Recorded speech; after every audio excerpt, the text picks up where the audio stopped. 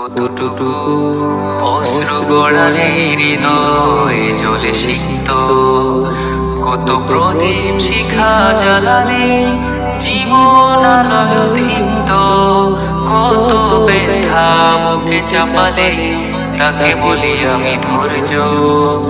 নির্মমতা কত দূর হলে জাতি হবে নির্লজ্জ।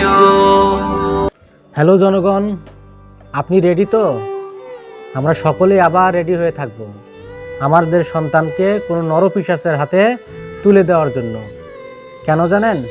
বাংলাদেশের যে আইন আছে সেই আইনে কখনো এই বিচার কার্যক্রমটা বাস্তবায়ন হয় না, শুধু ঝুলন্ত অবস্থায় থাকে। মাসের পর মাস, বছরের পর বছর চলতেই থাকে আইনের প্রক্রিয়ায়।